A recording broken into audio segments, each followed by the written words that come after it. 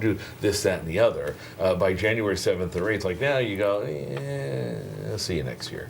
Is that possible? Well, let's find more ways to stick to those resolutions. Motivational speaker, author Samantha Peters back with us today. Nice to see you. Yeah, thank you so much. It's a pleasure being here. We're going to talk about your ebook, your new ebook in a second called The 10 Pillars of Happiness, because I think that plays a lot into resolutions, right? Yes, absolutely. And I find a lot of times people set themselves up to have these incredible goals and they want to accomplish them. But by the end of January, I was January 7th, and I'm already toast in one or two of them. Yeah. Let's go through a couple of tips, and then we'll look at the bigger picture for all this. In terms of sticking to them, you got to have a goal, right? Absolutely. Right. You need to have a vision, and you need to know where you're going. And I think it gives you a blueprint to making it happen for yourself. And I want you to think of your vision as a GPS, right? If you're going somewhere, you're going on a road trip, you need to put in that destination to know where you're going. And that's the same thing with your goals and accomplishing them. I like that. You know, is it when you put something on your GPS and it's really, really, really, really far away, and it tells you, okay, you're going to need some pit stops along the way. Is that okay?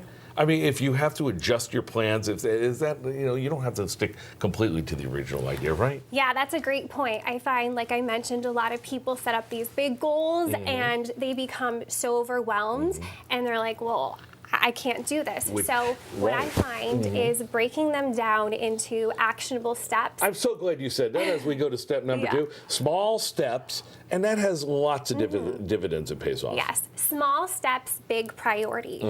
And breaking your big vision and your goal into smaller ones. So I like to take my big yearly resolution and break it down into monthly, even daily and hourly goals, and that's going to help you set up those small wins and get excited. Give me an example, daily and hourly, because I understand breaking it down. I think that's a great point, but you just broke it down into really small pieces. So think of it as maybe writing a book, right? You're not going to write a book in the entire day. You're going to break up the chapter. Maybe you're going to do a chapter 1 month, and then you're going to do a few pages during the week, and then a few sentences, maybe a paragraph.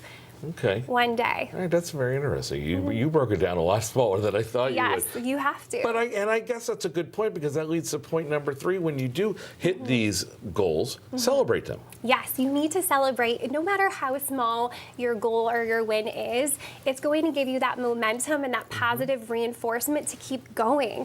And I also do want to preface, I mean, we're all human. We all make mistakes. A lot of us are going to fall off, but you can always restart and get back on. And that's, I think, one thing that people miss when they go, oh, you know what, I'm not doing the exercise that I need to do, so we'll just try it again in 2026. Which leads to, and as I mentioned at the time, you got a new ebook, you've got a couple of them, 10 Pillars of Happiness. Happiness plays into the resolution thing, obviously, because, well, I mean, you can't just go from, if you're not happy, 0 to 100. You have to work at it, right? Exactly. Yeah, you need to create that happiness and from within. And I find achieving those small goals and keeping the promises you make to yourself is really going to give you that self-fulfillment. I love this. Sam Peters, thanks for coming in. Thank you so much for having me. Again, I'm still, you can see it in the thought bubble over my head, breaking it down into little hourly things. That's something worth thinking about.